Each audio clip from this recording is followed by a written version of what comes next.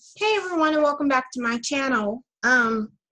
So I know I've talked to you guys a little bit about this white on white crime epidemic. It's something that we're not seeing in the mainstream media. You know, most of these cases are hidden away. Most of them are not prosecuted. They really need to hide this stuff in order to push the narrative of Black violence. And so that's why I bring you guys these stories, and I like to share them with you guys so that you guys can see that, you know, these aren't things that we're just saying. We're not just telling you that these white supremacist terrorists are lying about what's really going on, but it's the truth. I mean, we have to do, you know, our own investigation and our own digging to find these stories, and you guys do a great job sending stories that I can do on situations like this, and so I'm really grateful for that. It's kind of interesting because whenever you turn on the news, you're just bombarded with so much, so many negative Black images, and even when they'll have like news anchors that are Black, they won't allow them to talk as much, and they won't allow them to give their true opinions on things that are going on, whether they're political or just things in general. So we really don't get a lot of view of Black opinion of what's going on. We know that there's a heroin epidemic in the white community. We know there's prescription medication epidemic in the white community. We know there's constant domestic violence situations. And the fact is, these people, these evil Albinoid people are very, very violent. And I tell you guys that if they were not around Black people and they were not focusing their energy and their attention on terrorizing us, they would just be terrorizing each other. And so usually if they're neighbors with someone, then I mean that person's going to feel it because they see those people every day. So they're easily violent towards those people too. And it's everywhere. They're violent with each other at school. They're violent with each other at work. They're just always violent. And I think that's this a pattern that we see over and over and over and over, is the extreme violence of these Albinoid people. And it doesn't matter how old they are. It starts at a very young age, like I was saying on another video. It's in their DNA, it's in their psyche, it's everything that they are. So they cannot control it, and they cannot stop it. And the sad thing is, it's going to take Black people to stand up and put a stop to it. And they need us to save them from themselves. They really do. Because while they're victimizing us, they're also killing each other and raping each other and really damaging their own communities as well. So I'm not saying in any way that we should help them, because I really don't think that we should. But I think putting a stop to their reign of terror will help them as well. So here's this story. I'm going to read this article to you guys, and just let me know what you guys think about it. Pennsylvania teens pled guilty to fatally shooting brother over a girl. Usually they'll just share a girl. This girl could be their cousin. This girl could be their sister. Who knows? A Pennsylvania 16-year-old on Wednesday pled guilty to fatally shooting his older brother with a shotgun because they were both romantically interested in the same girl. Dakota Norton pleaded guilty to third-degree murder in the slaying of his 18-year-old brother. How do you just kill your brother? Like, look at this. There's no empathy. There's no shame. There's no sadness. It's just something that they did. He feels like just if he stepped on a spider. Yes, I killed my brother, just another day. he could spend as little as 7.5 years behind bars, or as much as 40 years in prison for killing his sibling in their William Township's apartment. Dakota was only 15 years old when he pulled the trigger of a 410 gauge shotgun in March 2016. Police said the murder was rooted in the teen's feelings for Dominique's girlfriend.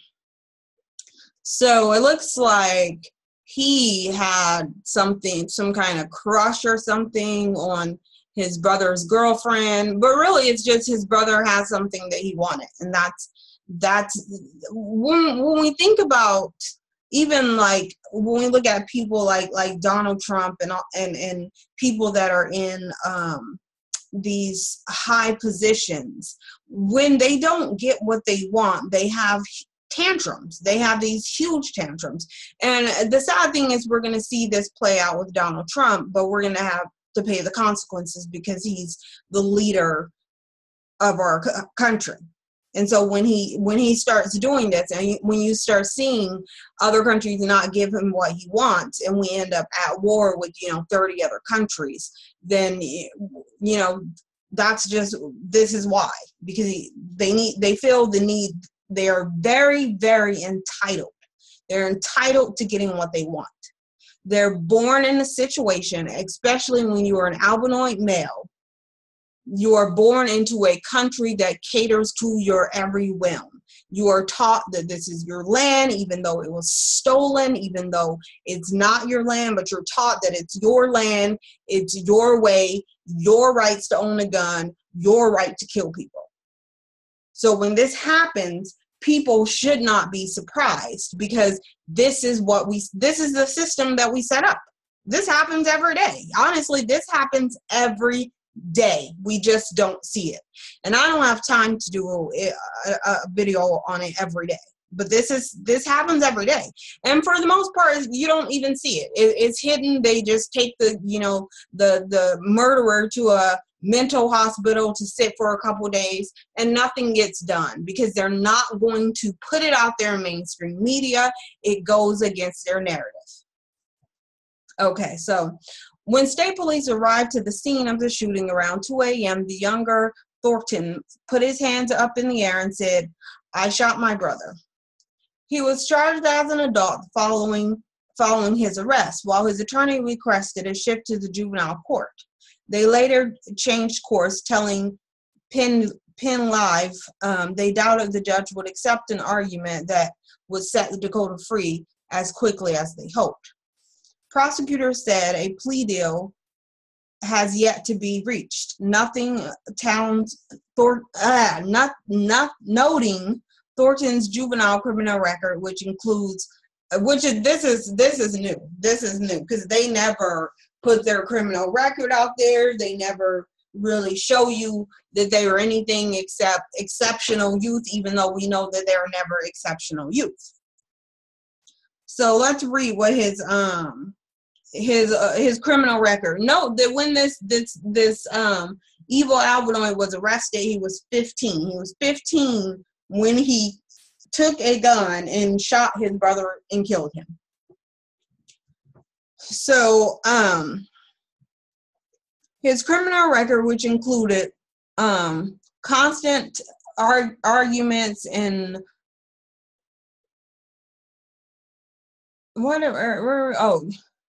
charges of aggravated assault, simple assault, making terroristic threats. Note this one. This one's big, okay? Because when I tell you these evil albinoids are terrorists, okay? So he was been making terroristic threats. This is something that is very common with the evil albinoid child, the evil albinoid male. Even now, it's coming out more that they're showing, because it's been happening with the evil albinoid women that are terrorists too. But this is in his early teens that he already has all of this stuff on his record, and this is just what they're acknowledging. So if this is what they're acknowledging, we know that there is way more to the story than just what's at hand. So he has possessing a weapon on school property. Add those together, okay? Terroristic threats and possessing a weapon on school property. So this was a school shooting waiting to happen, because this is who they are. We can pray for them as much as we want to. We can forgive them as much as we want to. We can continue to give them passes, but nothing is going to change, because this is who they are. It's not going to change. We can look at history from the beginning of time, and that's who they are. So there's nothing that they've done to show you that they're going to change. They're saying, this is who we are, this is who we are. We can't change. We're not going to change. Black people, wake up. Okay, because it doesn't make any sense that I'm still hearing people say, oh, the Bible, oh, I'm praying for them, oh, I'm forgiving. Well, you're doing nothing. Like, we're doing nothing. We are allowing these evil Albinoid terrorists to destroy the universe while we sit there and forgive them. If there was a heaven, why the hell would we get into heaven when we're just allowing all this evilness to go on? Because we are sitting idly by while these white supremacist terrorists continue to destroy everything around us. We need to stop, okay? So making terroristic threats and possessing a weapon on school property will play a role in his sentencing, a news site reported. The first of his offenses dated back to 2012. So what was he? He's 15 now, 4 years back. So he was 11 years old when this started. The judge said, of course, his mental health issues, the fact that he was a victim of abuse while in foster care, and that his meds weren't given to him on the day he killed his brother will also be considered. There's no meds that you can give these people to help them or to change who they are. And I assure you that he was in a foster home with other evil albinoids, because that's what they do to each other. Okay, so anything that he was a victim of was done by his fellow evil albinoids. That's who they are. That's what they do. Okay? It's just, even like, I'm just looking at this down here, and I haven't even clicked on here, but I feel like I'm going to, where it says 1-year-old dies after shooting involving his 3-year-old brother. And I don't even need to look at that to tell you these are more evil albinoids, because they literally just do whatever they want to.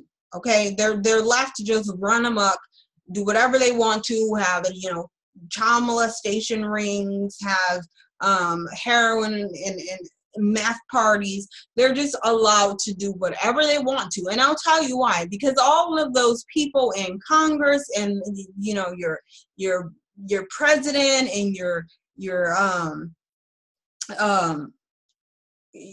all these other people that are running our world are the same. They're all pedophiles, they're all violent, they're all evil, and yet we do nothing about it. We just, I totally understand the want to just exist and to live your life peacefully and enjoy it. However, this is not the life that we're going to be able to do that in. Okay, like, you don't have an option. You can sit idly by while the world gets destroyed around you, and that's you're sitting idly by until some white supremacist terrorist comes and decides to kill you. Because make no mistake about it, you're not going to live in peace while these white supremacist terrorist devils are at large. Okay. And I know for a fact that eventually we're going to stand up and draw that line in the sand and say, this is enough. You guys are done. Okay, so one day we're going to do that. And I hope it's one day really, really soon, but I know in every fiber of my being, every fiber tells me that we are going to stand up. And this is going to end. Okay, their time is running out for sure.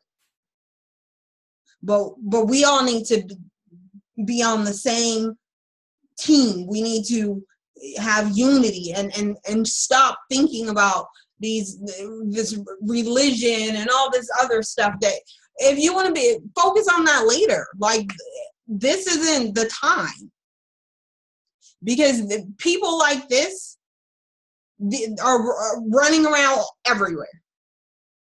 And if he didn't have his brother to kill, then he would have been killing somebody else, because that's what they do.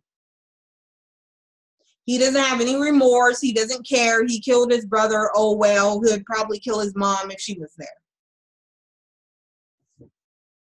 It's disgusting. And then they want to sit there and act like he's going to get all this time when we know he's not, because they're already put his defense down here, talking about he's been abused in foster care. He has mental health issues. His meds weren't given to him. They're not saying who didn't give him his meds or what situation he was in where he should have had his meds, but his meds just magically wasn't given to him by who knows where. So they already have his mental health excuse. So he'll be running the streets again. You're probably looking at your next mass shooter right now. That's what you're probably looking at. So just remember this face, because this face is probably the next mass shooter. We got to stand up and we got to do something about this. Okay? Because we have groups of teenage white supremacists,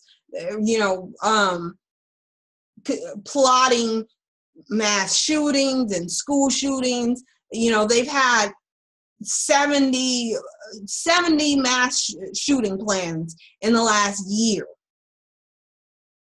Okay, and let's not even count the ones that are already happened. And they do nothing about it. All they do is distract your attention. Oh, look at that black person eating a sandwich, because that's more important. That will make news before this does. That black person has the wrong condiment on that sandwich. That's what you'll hear on Fox News. It's ridiculous and it's disgusting. They want to sit there and put on news, oh, black people are sagging their pants. Let's make that a law. While this kid's going around killing people. Like, seriously, this is disgusting. Anyways, let me know what you guys think about this story. I'm sure maybe we'll hear some more. We probably won't. We won't hear anything about him until he's our next shooter. So we probably will hear from him again. I'm sure we'll hear from him again when he's the next mass shooter, but we'll see. Let me know what you guys think about this. Please like, comment, and subscribe. Again, I want to thank everyone that supported me through my Patreon account. I will leave the link to that in the description box. I'll also leave the link to this, and in case anyone wants to look into this, looks like it could be interesting also. So thank you guys, and I will see you guys next time. Have a good one.